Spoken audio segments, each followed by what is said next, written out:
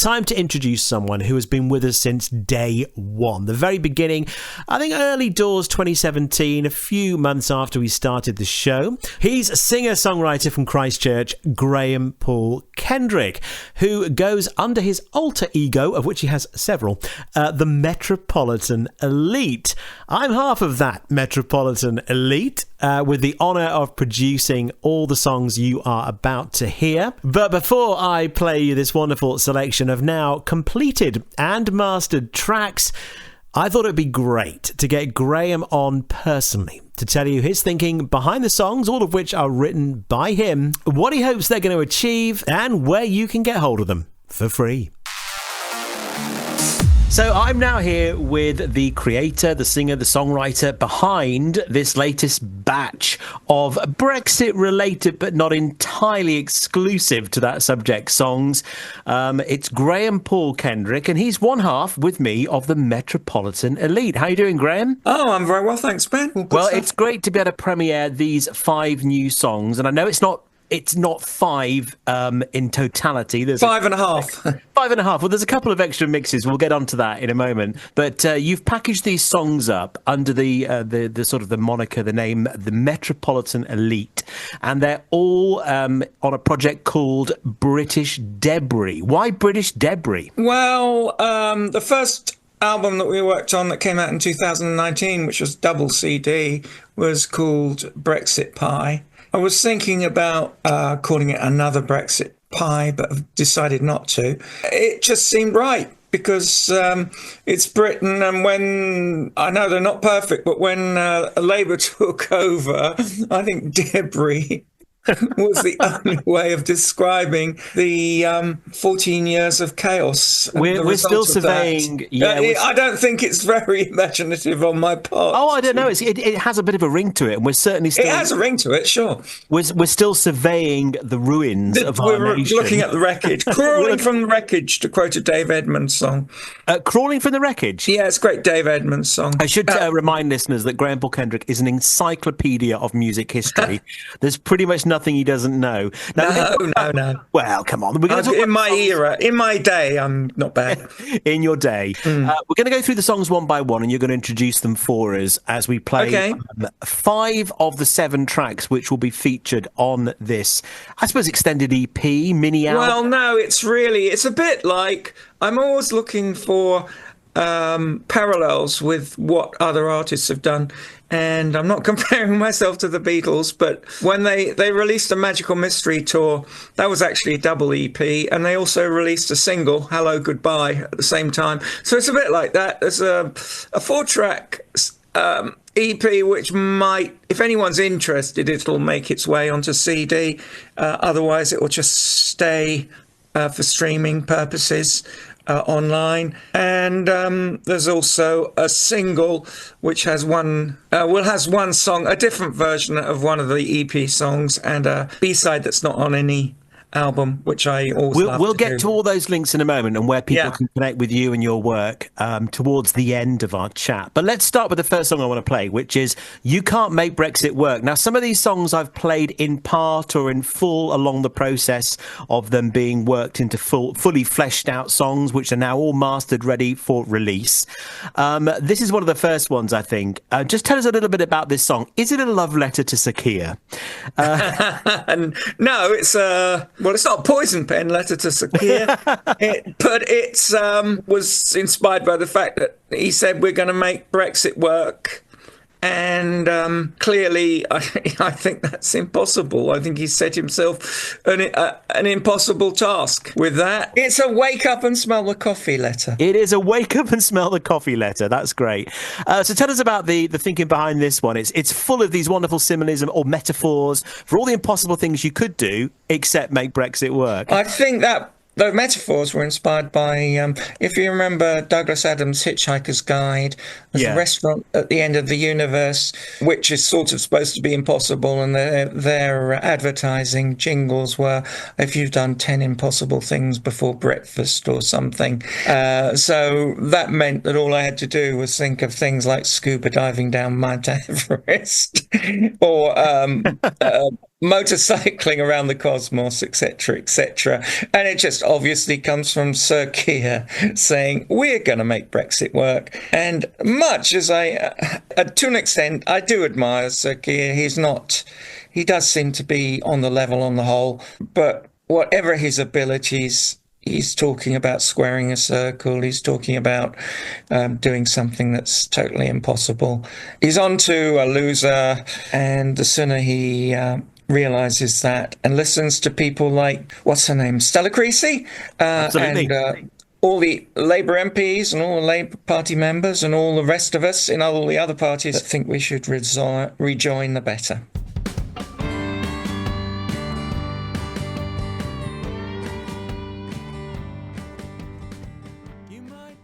Why do you think Keir Starmer just is either refusing to or can't smell the coffee on this Brexit issue? Who or what is he afraid of? Well, he's afraid of reform, Nigel Farage, the same way he's afraid of Donald Trump. And in some ways, you could say that he's right to be afraid, given that I don't know how many Labour MPs have got reform sort of nipping at their heels. Personally, I think the strategy for us is to just, 59% that think Brexit's a mistake. I think it's higher than that. I think it's well into the 60s now, yeah. It could be. I think there's a hardcore of about 15, 20, maybe a little more Brexiters that probably will never admit they were wrong. But our job as Remainers with the National Rejoin March, the great work that Peter Core is doing and the great work Mike Galsworthy is doing with the European movement, etc., is just to keep pushing, get that number up, make it acceptable. I think it's the Overton window to gradually move back closer and closer to Europe. And never mind what the Express says, they're going to slag us off anyway. And, get it up 60s, 70s. I thought 80s probably going to be the mark. Oh, it is. When it's 80%, I don't see how Keir Starmer... No, for those under about 24, for the youth, Generation Z, Generation Z, it already is in the 80s. Right, so Graham, tell us about the second track we're going to play from your new EP, mini-album, British Debris, I Really Do Believe. What's it all about? Well, the actual music was inspired by a track on Manfred Mann's second album. I think it's called I Really Do Believe. Bit of plagiarism there. Just a bit. I remember I was about 10 or 11 when the Profumo scandal hit, and I used to see his name anywhere. Now, I didn't actually really know what it was all about and what Christine Keeler and Mandy Rice Davis and what they were up to. But looking back, I see that Profumo, because he lied to the House of Commons, he resigned and he spent the rest of his life doing charity work in the East End. And it's that kind of taking responsibility for your actions that is so sorely lacking in Britain, in America, quite a few countries, and it's usually right-wingers nowadays that, like with Johnson, he lied and lied again, and no shame. These people... It is. The threshold for what is considered acceptable in politics has lowered so much during the Johnson era and just before, just after. So you're saying we need to get back to a pre-Profumo era of decency and truthfulness. Even when I came back from Canada in about 83, I think Cecil Parkinson resigned because he'd had a love child. Now, irrespective of the case, the fact that, that people would resign, and it's of course worse at the top when you've got people like Trump and Johnson and so on, that they're accountable to no one. And it was a farce. Ministers were breaking the code, and basically Johnson sort of said, well, the code's what I say it is, which is exactly what Trump did with stolen documents, etc. The other part of it, I really believe that karma and justice will come for these people. It did come to an extent, limited extent, to Johnson. He's a bit of a non-person now.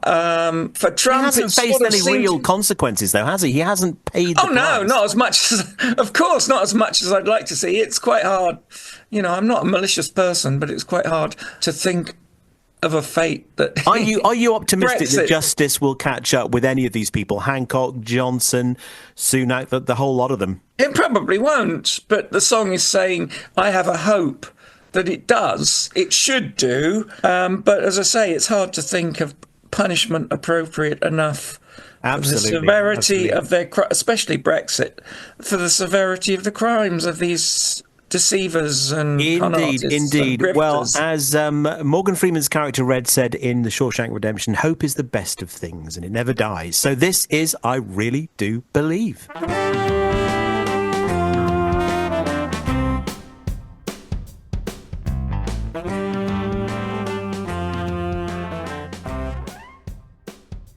I really do believe. So the next track we want to play is a little bit different, and actually those people who remember our double album Brexit Pie will remember it's not just songs. There were dramatised poems on there, plenty of non-musical numbers, as it were, and the Dismal Parade is one of those. Tell us a little bit about this quirky little anomaly in the bunch. Right, well, the idea came to me. I think several of these songs came to me when I was on one of the National Rejoin marches. I've been to all three so far, and we've always been blessed with good weather. And when you're sort of walking around, chanting and whatever, songs sort of pop into your head if you're a songwriter. And this was inspired by... Back in 1965, there's a radio show called Round the Horn, featuring, amongst others, Kenneth Williams. The writers were Marty Feldman and Barry Took. They created a character for him called Rambling Sid Rumpo, and it was based on the fact that in that era, the folk music was becoming popular with, Bob Dylan and so on. And he was a supposedly rustic a folk singer that toured around the country singing songs which were actually new lyrics that the writers wrote to old traditional things like the Lincolnshire Poacher and so on. And it was quite successful. He released a solo single under that name, and it was all a good laugh. So I thought it'd be quite funny to describe the parade, the dismal parade of prime ministers from Cameron onwards. And although I don't entirely dislike him, there is something a bit downbeat and dismal about Keir Starmer too. So I guess we can include him. I think everybody knows what I mean. He's not a barrel of laughs. It takes us all the way up to the present day, this one, the Dismal Parade. Yes, it does. I've had the pleasure of working on these tracks with you, fleshing them out and bringing them to life musically. And this was one where you wanted a whole bunch of sound effects that you'll hear throughout. And it brings to mind Animal Farm immediately. I mean, it's as if this is taking place in a farm. That wasn't intentional, actually, but yeah, come on. That works. It wasn't part of the plan. It was a rustic song, and it's meant to be a bit absurd and a bit funny. I've actually sung it live a few times, and a friend of mine said afterwards, I'm going to report you to Cecil Sharp House, which is in London. It's Cecil Sharp was a folk collector, and it's the custodian of folk music in the UK. First there was Cameron, hey ho, Medea. So the next song we're going to play is Banging On About Brexit, something that we've all been doing on this show, and you yourself included, all of us at National Rejoin March, every time we march through the streets of London. And we're keeping on at Keir and the Labour government until they listen. It's important we bang on about Brexit, but tell us a little bit about this song, which features some backing vocals, I believe, from Red Eddie. Yes, she's a lady. She lives up in Berkshire, but she very kindly came down, did a couple of songs for me for free, both backing vocals, and it was inspired by Ian Botham. I think he said we can't keep harping on about Brexit, but I changed it to banging on about Brexit for the alliteration. And I actually still like Ian Botham, despite the fact that he was sort of keel-hauled by Boris Johnson and put into the House of Lords and is way out of the depth of things that he's competent to talk about. Absolutely. Especially when he said England was an island, which I suppose in some ways, metaphorically, with regards to Brexit, he was probably right, but not literally. Yeah, it rots your brain. Last time I checked, it wasn't. It rots your brain. So this is Banging On About Brexit. What's that noise? A one-man band. So the final song we're going to play then from the collection of songs, British Debris, is Reclaim Our Star. I do love this one. This is a slightly more complex mix and a complex arrangement. Tell us a little bit about this track. I have a feeling it was inspired by the Wayne Allen song, which I hope everybody remembers that. It was called A Song for Rejoin. I think they do. That was our tune of the year, 2023. It was a really big one. Love it. It deserved to be. He performed it live that year at the Second National Rejoin. Yes, that was one of the thrills of my life, really. I was there and I was dancing away and singing along, especially to my part. So this is your companion piece to that. Tell us a little bit more about the song. Yes, I think it's just inspired by that. I kind of went out on a limb and said we're going to rejoin by 2030. But having said that, you go to 2030, it's 14 years on from the referendum, and if we, we just got to keep pushing as much as we can. So yeah, big thanks to Wayne. So we're going to end on it's kind of nice when a song spins off somebody else's song. We're going to end on a real burst of optimism then. This is the Metropolitan Elite with Reclaim Our Star. Tune of the Week.